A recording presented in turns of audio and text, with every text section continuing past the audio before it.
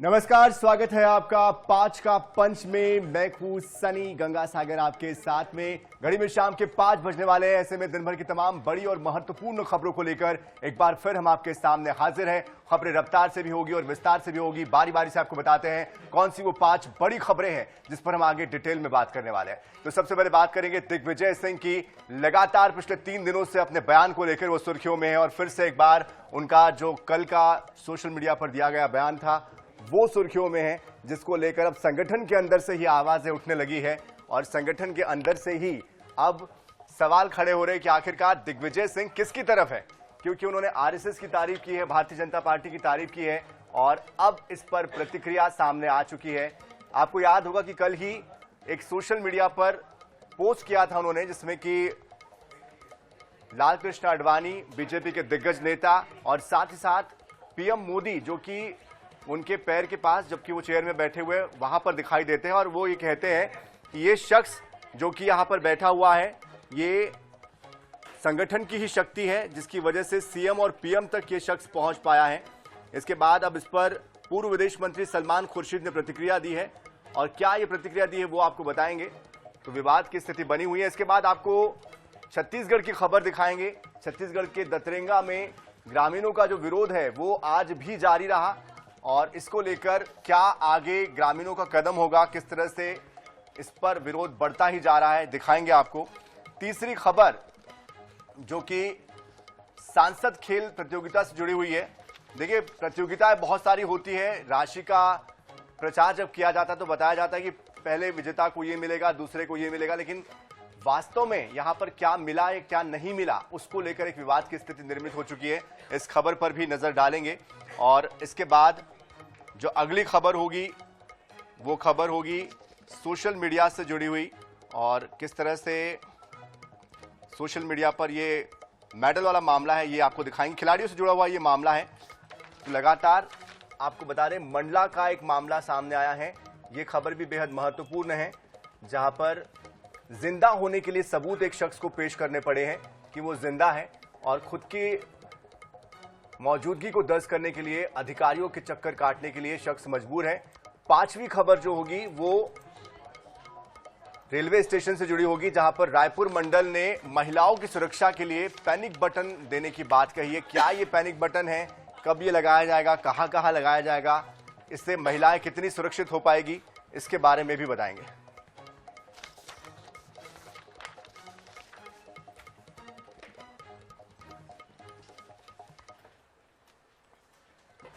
तो शुरुआत करते हैं मध्य प्रदेश के राज्यसभा सांसद और पूर्व मुख्यमंत्री दिग्विजय सिंह की खबर से। दिग्विजय सिंह ने सोशल मीडिया पर कल ही एक पोस्ट किया था जिसमें उन्होंने एक फोटो, एक तस्वीर शेयर की थी जिसमें पीएम मोदी को दिखाया था, लाल कृष्ण आडवाणी को दिखाया था और पुराने उस जमाने की, उस दौर की ये तस्वीर थी जबकि वो पीएम मोदी संघ के, आरएसएस के और बीजेपी के कार्यकर्ता हुआ करते थे। अब इस बात को लेकर उन्होंने तारीफ की थी कि संगठन की शक्ति क्या होती है। देखिए, सीएम और पीएम ये शख्स बना, यानी कि पीएम मोदी के बारे में वो कहते हैं, फर्श पर बैठकर प्रदेश का मुख्यमंत्री और देश का प्रधानमंत्री बना। तो इसका ये मतलब निकलता है कि वो संगठन की प्रशंसा तो कर ही रहे हैं, साथ साथ अपने संगठन को लेकर भी सवाल खड़े कर रहे हैं। और कल ही सीडब्ल्यूसी की बैठक भी हुई है और उस बैठक में क्या उन्होंने कहा है इसके बारे में फिलहाल आज उन्होंने खुद ही प्रतिक्रिया दी है। प्रतिक्रिया तब दी है जब इसको लेकर कांग्रेस के पूर्व विदेश मंत्री सलमान खुर्शीद ने कहा कि आरएसएस से हमें सीखने की जरूरत नहीं है, जिसको सीखना हो वो कांग्रेस से सीख सकते हैं। तो देखिए, अब अपने ही संगठन के अंदर टारगेट हो रहे हैं दिग्विजय सिंह, क्योंकि लगातार वो इस तरह का कुछ ना कुछ काम करते हैं। शशि थरूर ने कहा है कि मैं भी चाहता हूं कि हमारा संगठन मजबूत हो, हमारे संगठन में अनुशासन होना चाहिए। आज की नहीं है, मैं तो शुरू से इस बात को कहता रहा हूं कि राष्ट्रीय स्वयंसेवक संघ की विचारधारा का मैं विरोधी हूं, क्योंकि ये पूरे तरीके से न तो संविधान को मानते हैं, न देश के कानून को मानते हैं और अपंजीकृत संस्था है जिस पर कोई कानून लागू नहीं होता। लेकिन उनकी संगठन क्षमता का मैं प्रशंसक इसलिए हूं कि एक ऐसी संस्था जिसका पंजीयन नहीं है वो आज देश में इतनी शक्तिशाली हो गई कि देश का प्रधानमंत्री, प्रदेश के प्रधानमंत्री लाल किले से कहते हैं कि ये विश्व का सबसे बड़ा एनजीओ है। अरे भाई, एनजीओ है तो आपका नियम और कानून कहां चले गए? लेकिन इनकी संगठन क्षमता का मैं प्रशंसक हूं। पास बहुत कुछ है, हाँ, हमारे पास बहुत कुछ है, जो कुछ दूसरे लोग हमसे सीखें। बहुत कुछ है, हाँ, हमारे पास बहुत कुछ है, जो कुछ दूसरे लोग हमसे सीखें। हमारे तो 140 साल के इतिहास है, उसमें तो बहुत सारी चीजें सीख सकते हैं उससे ना, तो हम अपने आप से भी सीख सकते हैं। डिसिप्लिन तो बड़ी जरूरी है, कोई भी पार्टी में आप सोचिए। लेकिन दिग्विजय सिंह बोल रहे कि बीजेपी और देखिए, उनके बारे में आप उनसे ही पूछिए, मैं अपने बारे में।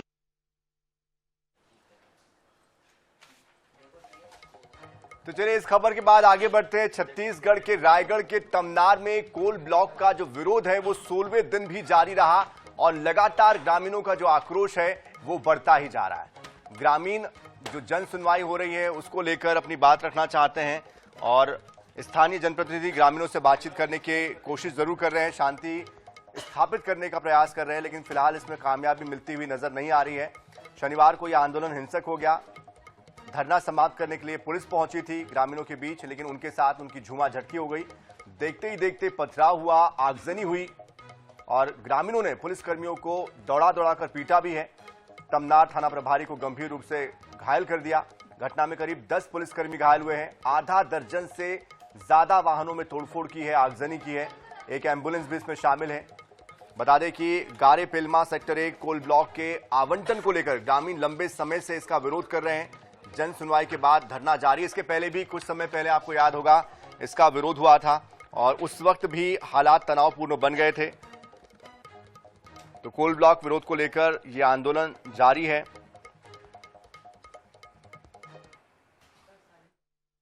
जो धरना स्थल था जहां पर पिछले 15 दिन से सभी ग्रामीण शांतिपूर्वक बैठे हुए थे और हम भी सारी आवश्यकताओं का ध्यान रख रहे थे उनका, कुछ असामाजिक तत्वों के द्वारा उकसाए जाने पर वहां से पथराव शुरू हुआ और जहां पे जो हमारे कुछ सुरक्षा बल खड़े हुए थे, जो कि सभी धरना स्थलों पे होते हैं कुछ मिनिमम अमाउंट में, उनके चोट आई क्योंकि और उनको कोई निर्देश नहीं था किसी भी तरह के रिटेलिएशन का।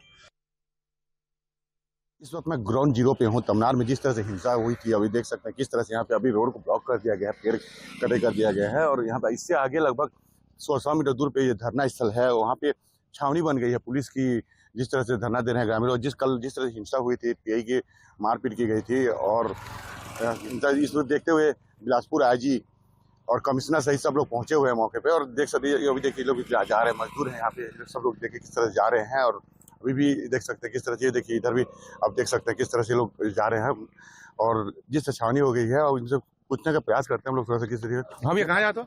एसपी चौक कहाँ होते हो? है कहाँ होते? चक्का जाम। चक्कर जाम। तो देख सकते हैं लोग, ग्रामीण लोग अभी चक्का जाम करने के जा रहे हैं और इनकी मांगे सिर्फ यही है कि जन सुनवाई को निरस्त किया जाए।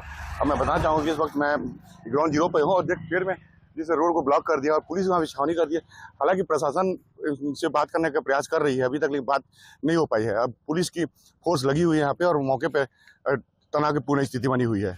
मैं अमित गुप्ता, INX न्यूज, रायगढ़। और इस पूरी खबर पर अधिक जानकारी देने के लिए अमित गुप्ता हमारे साथ हमारे संवाददाता जुड़ चुके हैं। अमित, आखिर 16 दिन से ये जो तनाव की स्थिति है ये सामान्य क्यों नहीं हो पा रही है और आखिर ग्रामीणों की जो मांग है कि जन सुनवाई नहीं की जाए, वो क्यों ऐसा कर रहे हैं? जन सुनवाई को लेकर क्या दिक्कत है उनको, क्या आपत्ति है उनको? देखिए, ये पूरा मामला जो तमनार TSP चौक में पिछले 16 दिनों से ग्रामीण धरना दे रहे हैं, जन सुनवाई को निरस्त करने के लिए धरना दे रहे हैं। कल जिस तरह से पुलिस और ग्रामीणों के बीच झूमाझटकी हुई थी, मारपीट हुई थी, इधर एक सहित 4-5 पुलिसकर्मी भी इसमें घायल हुए थे। और आज आपको बता दूं एक बहुत बड़ा अपडेट आया है इसमें कि जन सुनवाई को लेकर ना ग्रामीण और प्रशासन के बीच द्विपक्षीय वार्ता हुई है जो हो चुकी है। बैठक में जन सुनवाई निरस्त करने को लेकर प्रशासन ने ग्रामीणों के बीच सहमति जताई और SDM ने इस संबंध में राज्य शासन को एक पत्र भी भेजा है। हालांकि आंदोलन समाप्त करने को लेकर अब तक ग्रामीणों का कोई अंतिम फैसला नहीं आया है। आगे की रणनीति पर ग्रामीण के बीच विचार विमर्श किया जा रहा है। फिलहाल क्षेत्र में स्थिति अभी शांत बनी हुई है, लेकिन प्रशासन और ग्रामीणों के बीच अलग बैठक के बाद ही आंदोलन का भविष्य तय किया जाएगा। जी बिल्कुल अमित, लेकिन जिस तरह से हालात बने हुए हैं उसके बारे में फिलहाल आज क्या स्थिति है उसके बारे में बताइए। जो लोग घायल हुए हैं, जो पुलिसकर्मी घायल हुए हैं जिनको कल दौड़ाया गया था, उनकी क्या स्थिति बनी हुई है? देखिए, जो घायल हैं उनको हॉस्पिटल में अभी एडमिट, उनका इलाज चल रहा है। और आज की अगर बात की जाए तो ये राज्य शासन को एक पत्र भेजा गया है ये जन सुनवाई को निरस्त करने के लिए प्रशासन के द्वारा। जी चलिए, आप नजर बनाए रखिए। बहुत शुक्रिया फिलहाल इस पूरी जानकारी के लिए।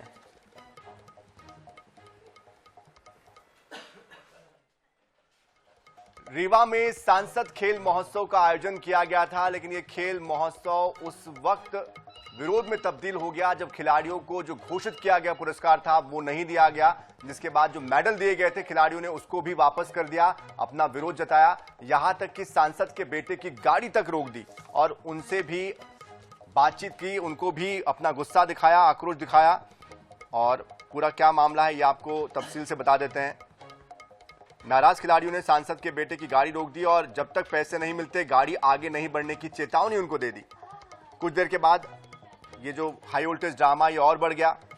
हालांकि सांसद पुत्र भी गाड़ी से उतरे, उन्होंने भी समझने की कोशिश की, लेकिन खिलाड़ियों ने उनकी भी नहीं सुनी। विजेताओं को 11,000 और 21,000 रुपए के इनाम की बजाय सिर्फ मेडल दे दिए गए थे, जिसके बाद खिलाड़ियों ने अपना मेडल वापस कर दिया। पूरा घटनाक्रम वीडियो में कैद हो गया। सोशल मीडिया में भी अब ये तेजी से वायरल हो रहा है। हालांकि इस मामले में जिला क्रीड़ा अधिकारी से जब बात करने की कोशिश की गई तो वो कुछ भी कहने से बचते हुए नजर आए। तो देखिए, खिलाड़ियों को वैसे भी मंच नहीं मिलता है और इस पूरे मामले पर अधिक जानकारी के लिए हमारे साथ हमारे संवाददाता दिनेश दहिया भी जुड़ चुके हैं। दिनेश, आखिरकार ये मामला इतना ज्यादा बड़ा कैसे हो गया? क्या इसमें घोषणा की गई थी? फिलहाल इस पर क्या किया जा रहा है? खिलाड़ियों का क्या एक्शन है? शासन प्रशासन या जिन्होंने आयोजित किया गया उनकी तरफ से क्या कहा जा रहा है? बिल्कुल, आपको बताना चाहूंगा ये प्रदेश भर में ये सांसद प्रतियोगिता के नाम पर चल रहे खेलों की व्यवस्थाओं के बाद इनाम की राशि, जो कि इनाम राशि 21,000 और 11,000 की राशि जीतने और हार वालों के लिए दिया गया था। तो यही जब खिलाड़ियों ने इसके जीत हासिल की है खेलों में, तो इनको ये जो राशि थी तो राशि के इनाम के तौर पर देना था, लेकिन इनको इनाम नहीं दिया गया और मेडल रखा दिया गया। इसी में खिलाड़ियों द्वारा आक्रोशित हो गए और वहीं पे रीवा सांसद के पुत्र थे जो कि उनकी भागने लगे और उनकी गाड़ी को खिलाड़ियों ने रोक लिया और वीडियो बना लिया और उनको जाने नहीं दिया। उनसे मांग की गई कि जब तक ये राशि हम लोग को नहीं मिलेगी तब तक आपको जाने नहीं दूंगा। इसके बाद वहां पे जो वहां के उच्च अधिकारी थे, अधिकारियों ने उनको बच्चों को आश्वासन दिया कि ये राशि दी जाएगी। इसके बाद बच्चे ने जो थे वहां खेलने वाले खिलाड़ी, तो उन्होंने वीडियो बना के सोशल मीडिया पे वायरल कर दिया गया। अब हालांकि इस सारे मामले को लेकर रीवा कलेक्टर के भी संज्ञान में आ गया है। ये अब सब जांच का विषय बना हुआ है और कलेक्टर रीवा का कहना है कि इसको जांच करके जो भी इसमें दोषी है उनके खिलाफ कार्रवाई की जाएगी। जी, लेकिन दिनेश भैया, आपसे समझना ये चाहते हैं कि आखिर ये राशि पहले क्यों नहीं दी गई जबकि आपने घोषणा की थी? अब आपको बताना चाहूंगा इस बारे में, जब अधिकारियों से, खेल अधिकारी हैं उनसे भी संपर्क किया गया है, उन्होंने कोई भी इस मामले में जवाब देने के लिए कोई भी तैयार नहीं है। जब इसके बारे में कलेक्टर से संपर्क किया गया तो उन्होंने कहा कि ये जांच करवाएंगे, उसके बाद ही आपको बता पाएंगे कि ये मामला क्या है। जी बिल्कुल, लेकिन क्या अब उन अधिकारियों के ऊपर कोई एक्शन भी हो रहा है? किस तरह की कोई कार्रवाई करने की बात हो रही है? जी बिल्कुल, जैसा आपको बता रहा हूं कि रीवा कलेक्टर द्वारा उन्होंने एक जांच कमेटी बना दी है और इस मामले की जांच कर रहे हैं। अगर इसमें कोई जो भी दोषी पाएगा उनके ऊपर सख्त कार्रवाई की जाएगी। जी चलिए, बहुत शुक्रिया दिनेश इस पूरी जानकारी के लिए, हमारे साथ जुड़ने के लिए।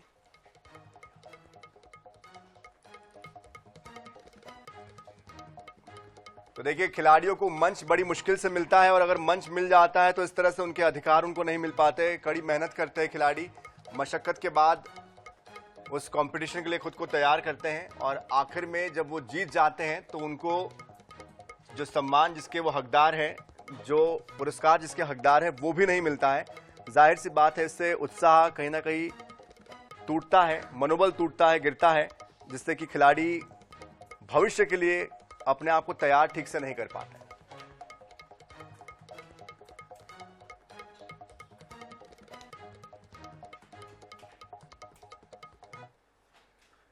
तो रीवा के बाद थोड़ा सा आगे और बढ़ते हैं, मंडला की तरफ चलते हैं और मंडला में एक शख्स को अपने जिंदा होने का सबूत देना पड़ रहा है। एक जगह नहीं, कई जगह पर, और खुद को साबित करना पड़ रहा है कि मैं अस्तित्व में हूं, मैं जिंदा हूं, मैं सांस ले रहा हूं।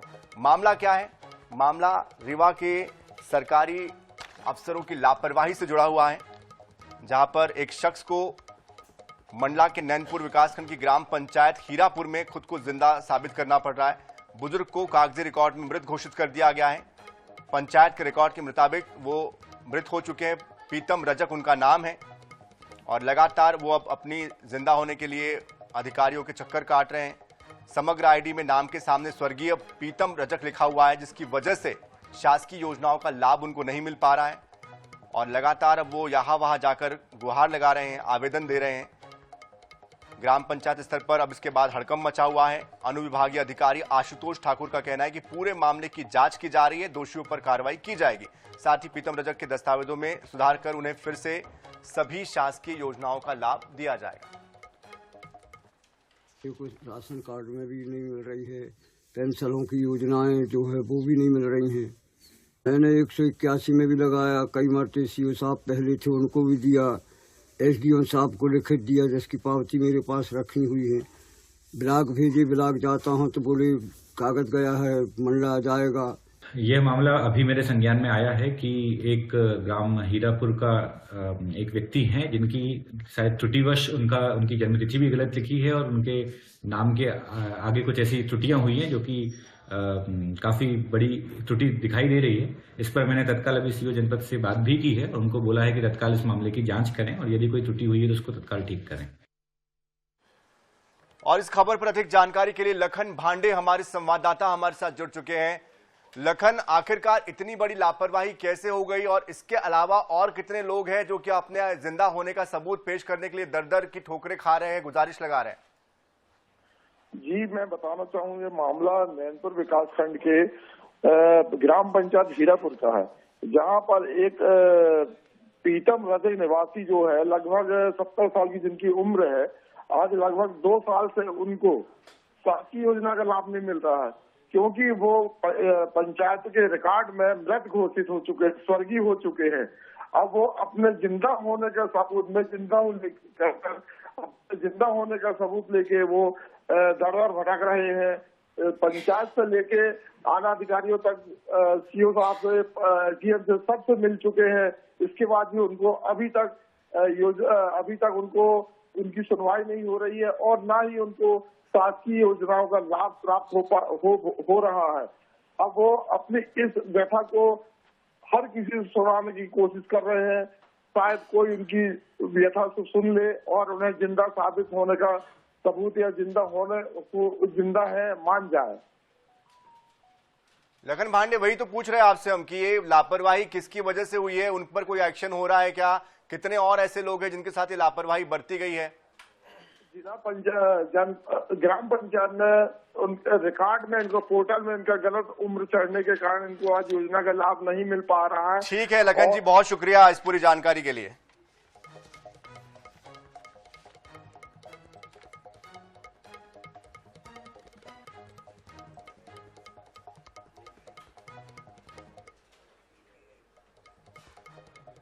और चलिए बढ़ते आगे। यात्रीगण कृपया ध्यान दें, ये तो अक्सर आप सुनते हैं रेलवे स्टेशन पर, लेकिन महिलाओं के लिए रायपुर रेल मंडल ये बात कहने जा रहा है खासतौर पर, क्योंकि रेलवे स्टेशन पर महिलाओं की सुरक्षा को मद्देनजर रखते हुए अब एक पैनिक बटन यहां पर लगाया जा रहा है, जिससे कि महज 2 से 5 मिनट के रिस्पॉन्स टाइम में किसी भी तरह की असुरक्षा को लेकर, किसी घटना को लेकर इस पैनिक बटन को दबाते ही आरपीएफ की टीम, जीआरपी की टीम यहां पर पहुंच जाएगी और उनको मदद मिल पाएगी। रेलवे कंट्रोल रूम में इसका अलार्म बटन दबाते ही गूंज उठेगा। खास बात यह है कि पैनिक बटन के पास सीसीटीवी कैमरे भी लगाए गए हैं। अगर कोई इसका गलत इस्तेमाल करता है वो भी सीसीटीवी की जद में आ जाएगा, जिसके बाद उस पर भी कार्रवाई की जाएगी। हालांकि रेलवे प्रशासन ने यात्रियों से अपील की है कि इसका इस्तेमाल सिर्फ आपात स्थिति में ही किया जाए। यात्रियों की सुरक्षा को ध्यान में रखते हुए रेलवे ने एक बड़ा फैसला लिया है। जी हां, रेलवे ने फैसला लिया है कि रेलवे स्टेशनों में पैनिक बटन लगाए जाएंगे। और पैनिक बटन क्या होगा मैं आपको बता देती हूं। सबसे पहले रायपुर रेलवे स्टेशन की तस्वीर आप देख लीजिए कि यहां पर हजारों लाखों की संख्या में जो लोग हैं वो रोजाना यात्रा करते हैं। अब पैनिक बटन यहां पर क्योंकि लगाया जा रहा है तो बटन दबाते ही कंट्रोल रूम को अलर्ट मिलेगा और कंट्रोल रूम को जैसे ही अलर्ट मिलेगा तो 2 मिनट में आरपीएफ और जीआरपी की जो टीम है वो मौके पर पहुंचेगी। क्यों निर्णय लिया गया है ये भी सुन लीजिए, क्योंकि जिस तरीके से कहीं यहाँ पर कोई अलोकप्रिय घटना ना हो, किसी तरीके की छेड़खानी ना हो या कोई ऐसी आपातकालीन स्थिति जब फोन कॉल के माध्यम से या सोशल मीडिया के माध्यम से जानकारी साझा की जाती है, लेकिन अब उस पैनिक बटन के माध्यम से तुरंत ही अलर्ट जारी होगा। यानी कि जैसे ही आप पैनिक बटन दबाते हैं तुरंत रेलवे को अलर्ट मिलेगा और जैसे ही अलर्ट मिलेगा रेलवे कुछ ही मिनटों के अंदर आपके सामने हाजिर होंगी, यानी कि आपकी मदद करने के लिए हाजिर होंगी। देखिए रायपुर रेलवे स्टेशन का ये जंक्शन है और रायपुर रेलवे स्टेशन के इस जंक्शन से कई ट्रेनें गुजरती है और आपात स्थिति में यात्री को बटन दबाने के लिए उसके लगाया जा रहा है। और एक अहम कदम जो है रेलवे ने यात्रियों की सुरक्षा के लिए लगाया हुआ है। 2 से 5 मिनट के अंदर मौके पर सहायता पहुंचाई जाएगी। अब फोन या ट्वीट की जरूरत नहीं है, तो सीसीटीवी की निगरानी में भी ये जो पैनिक बटन है वो रहने वाला है। यानी कि जो पैनिक बटन लगाया जाना है उसके आगे सीसीटीवी भी लगाया जाएगा ताकि किसी भी तरीके से उस बटन को असामाजिक तत्वों द्वारा क्षतिग्रस्त ना किया जाए या किसी भी तरीके की क्षति ना पहुंचाया जाए। तो कहीं ना कहीं स्वागत योग्य फैसला है, एक बड़ा फैसला है, एक बड़ा कदम है जब यहाँ पर पैनिक बटन लगाया जाएगा ताकि लोगों को जो सुविधाएं हैं, जो लोगों की सुरक्षा है वो हो सके। कैमरामैन इकराम के साथ मोनिका दुबे, INS 24/7 रायपुर। तो इस खबर पर और अधिक जानकारी के लिए हमारे साथ हमारी संवाददाता मोनिका दुबे जुड़ चुकी है। मोनिका, कब से ये पैनिक बटन इस्तेमाल में आ जाएगा, कहां कहां इसको लगाया जाना है, इसके अलावा सुरक्षा को लेकर क्या नए बंदोबस्त और किए जा रहे हैं?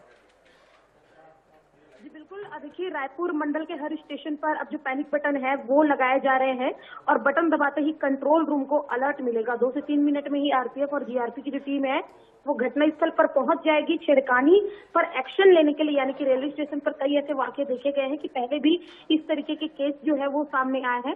साथ ही साथ यात्रियों की सुरक्षा को लेकर भी रेलवे ने जो अहम कदम है वो उठाया है। फिलहाल ये जो पैनिक बटन है वो अभी कुम्हारी रेलवे स्टेशन में देखी गई है, लेकिन अभी सारे रेलवे स्टेशनों में यानी कि जितने के मंडल है वहाँ के रेलवे स्टेशनों में जो बटन है वो लगाए जाएंगे कुछ ही दिनों बाद, क्योंकि अभी जो है इसको लेकर आदेश जारी हो चुके हैं और कुछ ही दिनों बाद ये जो सीसीटीवी कैमरे के साथ जो पैनिक बटन है वो लगने शुरू हो जाएंगे यात्रियों की मदद के लिए, क्योंकि इसे लगाया जा रहा है और बहुत ही खास ये जो कदम है वो उठाया गया है रेलवे की ओर से, जहाँ पर लोगों को अब जो सुविधा है वो मिलेगी। अब फोन नहीं करना पड़ेगा, ट्वीट करने की भी जरूरत नहीं है। यानी कि जो भी समस्या है जैसे ही आप पैनिक बटन दबाते हैं वैसे ही कंट्रोल रूम को अलर्ट मिलेगा और 2 से 5 मिनट के अंदर ही मौके पर जो अधिकारी हैं वो पहुंच जाएंगे। त्वरित सहायता और उसके त्वरित सहायता की मोनिका, एक सवाल और मेरे जहन में आ रहा है कि क्या रेलवे के अंदर भी जब हम ट्रेन में बैठ जाते हैं तो क्या उन डिब्बों के अंदर भी कोई पैनिक बटन देने की योजना की जा रही है? क्या सीसीटीवी कैमरे जो है वो लगाने की जो बात हुई थी उस दिशा में भी कोई कदम बढ़ाया जा रहा है? जी बिल्कुल, देखिए जिस तरीके से, क्योंकि रेलवे के डिब्बे की अगर आप बात कर रहे हैं तो रेलवे के डिब्बे के अंदर जो चैन खींचने वाली जो चीजें हैं वो हमेशा से चली आ रही है कि जब भी आपको कोई समस्या होती है तो चैन खींच दिया जाता है, जिससे रेलवे को जो अलर्ट है वो मिल जाता है। यानी कि ट्रेन को अलर्ट मिल जाता है कि कोई ना कोई ऐसी समस्या, कोई ना कोई गंभीर ऐसी चीजें हुई है जिसकी वजह से चैन खींची गई है। उसी चलिए, जाहिर सी बात है कम से कम एक कदम आगे बढ़ते हुए महिला सुरक्षा की तरफ ध्यान दिया जा रहा है। बहुत शुक्रिया मोनिका इस पूरी जानकारी के लिए। तो इसी के साथ 5 का पंच में फिलहाल के लिए इतना ही। ताजा खबरों के लिए, अपडेट्स के लिए आप बने रहिए INS 24/7 के साथ। नमस्कार।